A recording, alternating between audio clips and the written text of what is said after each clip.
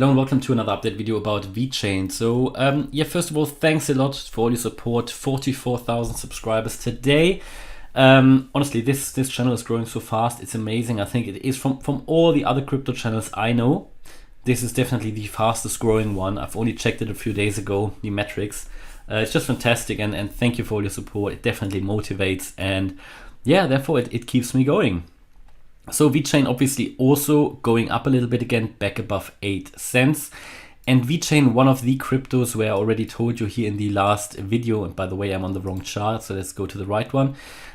Here also in the last video, I told you that I think VeChain is one of the cryptos where I would say maybe even more likely than not that the low is already in. Yeah. The reason for that is that, and again, based on the Elliott wave method, VeChain has developed a first impulsive move to the upside. So we can count this in a few different ways, but certainly a simple way of counting this first impulse would just be to show you here that this was a wave 1, this was a wave 2, this was a wave 3, this was a wave 4, this was a wave 5. Then I showed you yesterday when we reached the top and we're starting to come down here that we were going to see a dip, and that after the dip you're going to see a move up again. So again, you count it like that: wave A, B, C. Yeah, so that all would add up very well. We're currently coming up as expected a little bit, and this is the move above 8 cents again. So how high can that wave B actually go? So personally, trading a wave B, I would never do that. A wave B is very, very hard to predict. It's very tricky, can really vary massively in size. So let's give you an example. A wave B can go to the 50% retracement. It can also go all the way up to, yeah, a little bit higher than that wave 5, for example. So to really talk about, have we already seen the minimum targets for that wave B? Could it theoretically already be finished? We take the retracements, take a look at that, and you can see that that wave B already reached the 50% retracement level. That would be at nearly 8.2 cents. So that was reached, it was broken. Therefore, the minimum requirement for a wave B is broken. However, more often than not, especially in the crypto space, a wave B typically moves a little bit higher than the 50% retracement. So you often see it go to the 61.8, for example. That would be at 8.36 cents, or even the 78.6, that would be at 8.6, or even a little bit higher. So it could even go to the previous high, and even a little bit higher than that, which makes a wave B so difficult. You've seen it with Bitcoin as well. That overshooting wave B, that all-time high, can make it very difficult. But the minimum requirement is in. My view would be we're going a little bit higher before we then come down in a wave C. That would be my expectation here. So how much lower can the wave C go, or what would we expect from the wave C? So let's say that wave A is complete. Yeah, you would expect then that wave C to go to the 1.618 FIB extension, yeah, of the wave A. And oops, I didn't want to do that. So the Fibonacci extension, the 1.618, where would that take us? That would take us to 6.5 cents. So pretty much here, yeah. And we can check that also from the other way around, because this would be also a wave 2. So you're coming up in a first wave 1. So that first impulse is 5-wave move. It's a wave 1. That ABC is a wave 2. And typically the wave 2 would come down, well, the absolute minimum requirement for a wave 2 is the 50% retracement. And where is the 50% retracement? It's here at 6.4 cents. So that's pretty much where that 6.5 cent level, counting it from the other way around, would be. So yeah, I think we can certainly assume that we are going to see the 6.4 cent level, in my opinion, in that wave C. That would be the expectation.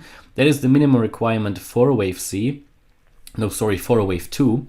Yeah, but typically also they go a little bit lower. So typically you would see here the 61.8% FIB level at 5.8 cents, or even the 78.6 at 4.9 cents. It's even possible to come back a little bit lower, maybe to 4.4 cents.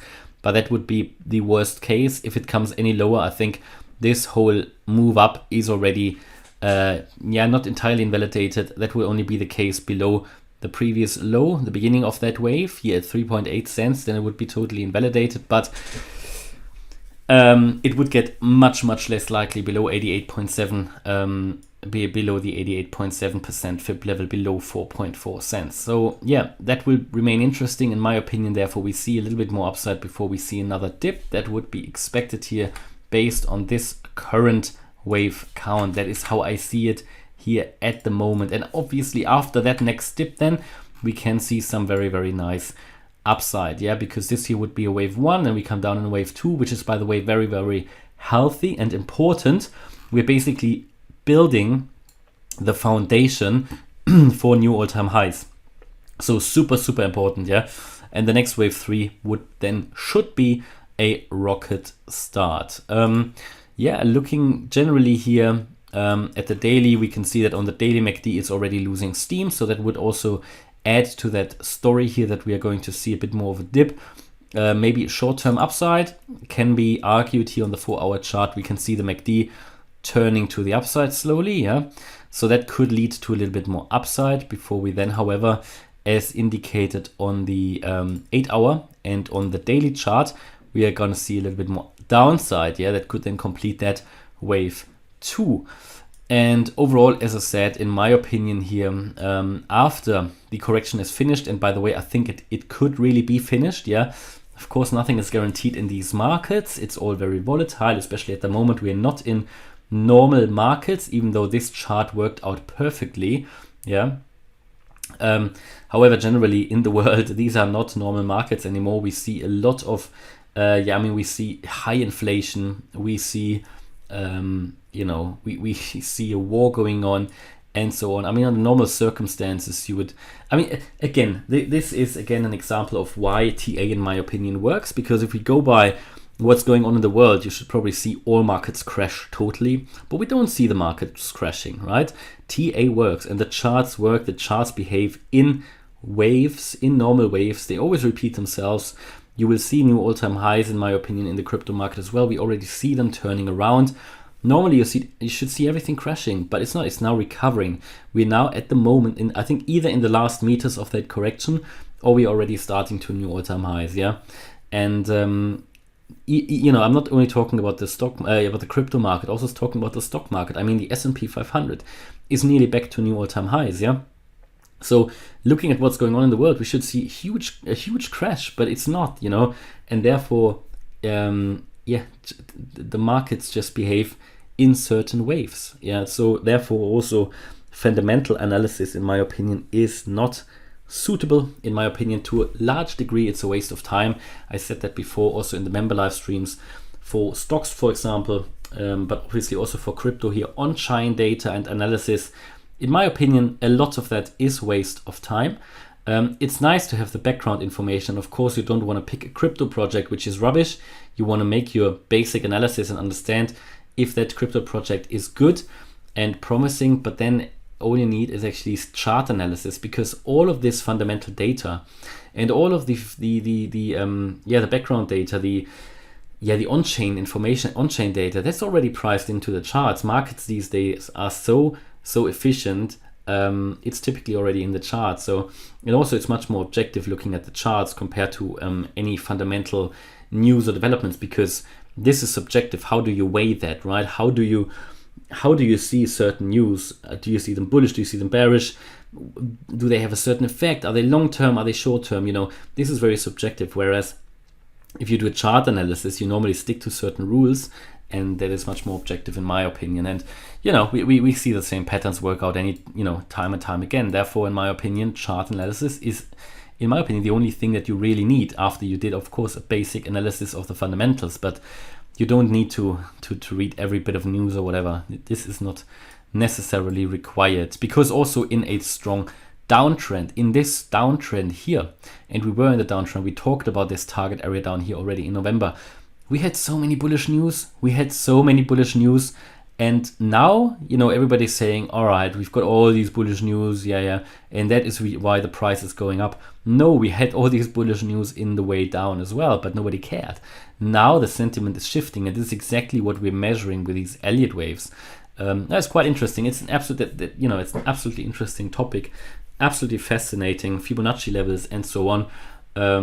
Everything in the world moves in waves. Everything in the universe moves in waves, and charts do as well. It's the sentiment. But what did I actually want to say? Right. As soon as we reach the next major wave to the upside, we're going to get here, in my opinion, to the 1.618 FIB extension, 45 cents.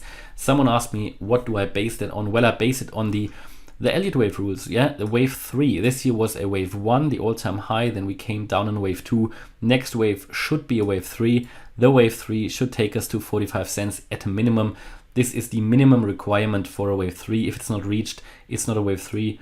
But that is typically what we now have to expect. Yeah, this is what we see, what typically repeats itself, and that is what that is based on. But it can go higher because this is the minimum requirement. How fast do I see that? Well, and that is where Elliott wave analysis can't really help us in terms of timings. This is estimation, absolutely. But I think we're going to see new all-time highs this year. And in my opinion, that could play out sort of in the summer. I've been saying throughout the last few months that I think that correction here could be finished end of Q1. And maybe it's already finished. Yeah, I think that guess, and it was a guess, has worked out well. And I mean, new all-time highs, you can see how fast they worked out in the past. This can happen within a couple of months, within 3-4 months, and we can be at new all-time high level. Yeah, so maybe sometime in the summer we could see new all-time highs here for VeChain. But again, very honest here, this is only my estimation, my guess. Nobody's promising that, because what the Elliott waves are showing us that the price is going to reach that. Yes, but when? That is based on other other factors, estimations, what did the price do before, and purely how I see the market really. So yeah, that's my view on VeChain. Really looking good at the moment, doing what was planned. Yeah, going ahead with the plan, a little bit of upside, and then downside we should see to complete that first impulsive, the correction of the first impulse before we then turn around and go higher. Hopefully you liked the update. If you did, please hit the like button, leave a comment and subscribe. And if you really like the content, then check out the channel membership. Thanks a lot for watching. Bye bye.